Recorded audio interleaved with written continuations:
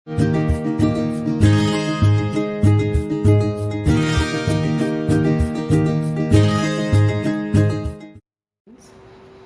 நம்ம பார்க்கக்கூடிய topic in coordination compound is isomerism. Isomerism அப்படின்னா என்னது? Compounds are having same molecular formula but they differ in their either in structure, otherwise in the arrangement of atoms or groups of molecules. Okay, according to the different arrangement of atoms, otherwise structural difference, it is classified into structural isomerism and stereoisomerism. Structural isomerism அப்படின்னா compounds are having same molecular formula but they differ only in their structure. Stereoisomerism na compounds are having same molecular formula but they differ in their arrangement of atoms or groups or molecules around the central metal atom. The stereoisomerism, it is further classified into geometrical as well as what optical. Structural isomerism, it is classified into 4 types. One is the ionization isomerism, hydration isomerism, linkage isomerism as well as for the coordination isomerism. Ionization isomerism is the first part. Ionization isomerism na so compare these two structural coordination compound. Cr is a central metal atom, NH3 4 times, and chloride 1 time, and bromide 1 time, and nitro molecule is an ionized part. Whereas the second compound la parunga central metal atom same da, ligands parunga amine is not changed, whereas chloride is also not changed. ஒரு bromine outside ionized பார்ட்டுக்கு போயிட்டு அதுக்கு பதில் NO2 உள்ளது. அப்போது என்ன நடக்குது அப்படின்னா coordination என்டைட்டிஸில் உள்ள லிகண்ட், என்டைட்டிஸ்னால் என்ன அர்த்தம்? அந்த ஸ்கொயர் ப்ராக்கெட்டுக்குள்ளே இருக்கக்கூடிய லிகண்ட்ஸுக்கும் அடுத்தது சென்ட்ரல் மெட்டல் ஆட்டம் சேர்த்து தான் கோஆர்டினேஷன் என்டைட்டிஸ். இப்போ கோஆர்டினேஷன் என்டைட்டிஸில் உள்ள any one of the ligand can act as ligand as well as the ionized part. இப்போ bromine, in the first case that is the ligand, in the second case that will be act as for the ionized part. அப்போ இங்கே என்ன நடக்குது? Suppose the first compound, if it undergoes ionization, then the nitrite ions will be produced in the solution, whereas the second compound, if it undergoes ionization, bromide ions will be formed in the solution. இப்போ bromide ion formation அப்படின்னா நம்ம colour வச்சு கண்டுபிடிச்சோம், red colour form. சரியா? அப்போ இங்கே என்ன நடக்குது? Compounds are having same molecular formula but they differ only in the ஸ்ட்ரக்சர்னால் இங்கே லிகண்ட்ஸ் என்னெல்லாம் இருக்குது? ஒரு bromine, ஒரு chlorine and 4 amines. Here one nitro group, one chlorine and 4 amine. ஆனால் கோஆர்டினேஷன் நம்பர் சேம் தான். கோஆர்டினேஷன் நம்பர் என்னது? 4 + 1 + 1 6. அப்போ that is what the octahedral shape. And இதுவும் 6 தான் coordination number. So octahedral shape.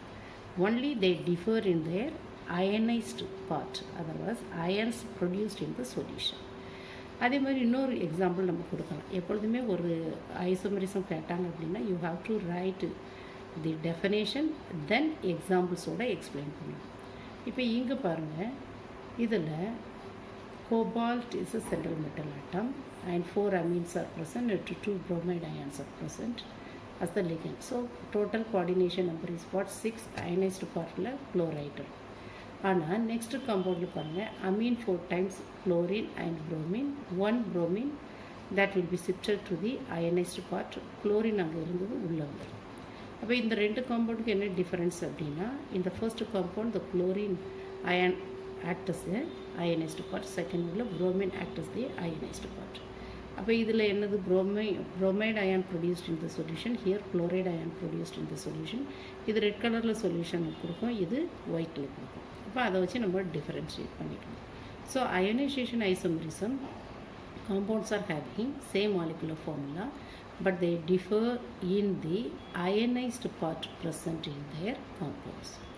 அடுத்தது coordination isomerism.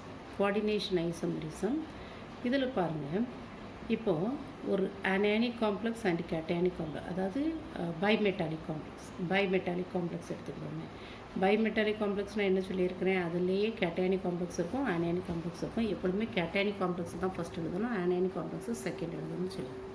அப்போ இதில் பாருங்கள், so look at this structure, chromium and 5 amines and cyanide. So oxidation, the coordination number is what, 6. Here the amine neutral and cyanide வந்து என்னது, அதுக்கு negative charge இருக்கும். சரியா, அடுத்ததில் பாருங்கள் CONH3 CN 5 டைம்ஸ், NH3 இங்கே 1 டைம் இருக்குது, CN 5 டைம்ஸ் இருக்கும். சரியா, அப்போ அடுத்த காம்பவுண்டில் பாருங்கள் CONH3 5 டைம்ஸ் CN இருக்கும், CONH3 5 டைம்ஸ் CN.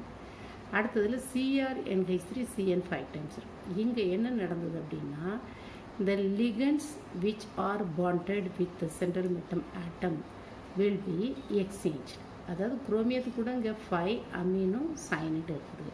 வேற அடுத்ததில் பாருங்கள் cobalt is bonded with 5 amine and cyanide group. In the first compound, cobalt is bonded with 1 amine and 5 cyanide groups. And second compound, chromium is bonded with 1 amine and 5 cyanide groups. So here, what will be changed? The ligands which are bonded with the central atom will be exchanged. இங்கே குரோமியத்து கூட இருக்குது, அடுத்தது எது கூட போயிடுது, cobalt கூட போயிடுது. இங்கே கோபால்ட் கூட இருக்குது, குரோமியத்து கூட போயிடுது. So this type of the isomerism is called as what, coordination isomerism. அடுத்தது linkage isomerism. Linkage isomerism very very important 2 mark question. So this isomerism occurs only in the ambidentate ligand. What is the meaning of ambidentate ligand? Ambidentate ligand என்னது, அதில் the bond, the ambidentate ligand can bonded to the central metal atom or ion through either of its 2 different donor atoms. Ambidentate ligand na more than one type of donor atoms are present in that ligand. அப்போ அந்த 2 ஆட்டம்ஸை வச்சும் அது ஏதாவது ஒரு ஆட்டம், அதில் 2 ஆட்டம் toner atoms இருக்குது, எந்த ஆட்டத்தை வச்சுனாலும் அது சென்ட்ரல் மெட்டல் ஆட்டம் கூட பாண்ட் ஃபார்மேஷன் பண்ணும். அப்போ அதுக்கு ஒரு எக்ஸாம்பிள் தான் இங்கே கொடுத்துருக்கோம். இந்த காம்பவுண்டோட ஜென்ரல் ஃபார்முலா என்னதுன்னா CONH3 5 டைம்ஸ் NO2. இது எல்லாமே கோஆர்டினேஷன் என்டைட்டி. கோஆர்டினேஷன் என்ற ஸ்கொயர் ப்ராக்கெட்டுக்குள்ளே இருக்கும். இட் கேரிஸ் 2 பாசிட்டிவ் சார்ஜ், அதாவது this is for the cationic complex. Okay, அப்போ இதில் அதுக்கு அந்த ஆக்டாஹெட்ரல் ஷேப்பில் எப்படி அந்த 5 அமீனும் ப்ரெசண்ட் ஆகிருக்குது. அண்ட் நைட்ரோ குரூப்பில் nitrogen is bonded with cobalt.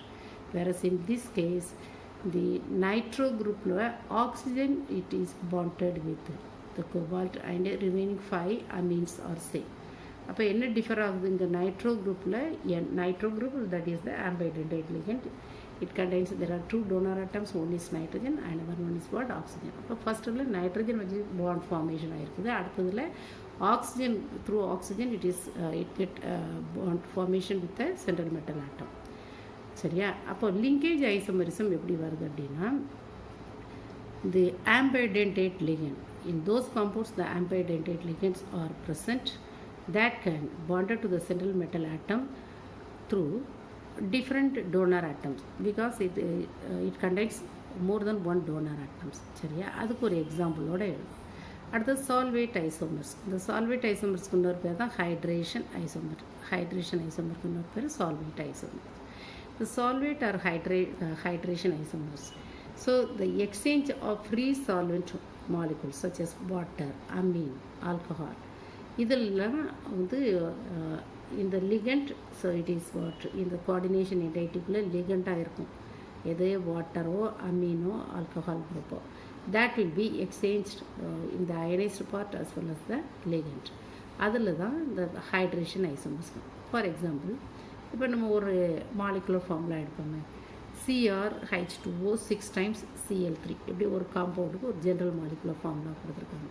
அப்போ CrH2O 6 டைம்ஸ் அதை நீங்கள் என்டைட்டிக்குள்ளே போட்டுக்கணும், கோஆர்டினேஷன் என்டைட்டிக்குள்ளே போட்டுட்டு அவுட் சைடில் Cl3 போட்டுக்கணும்.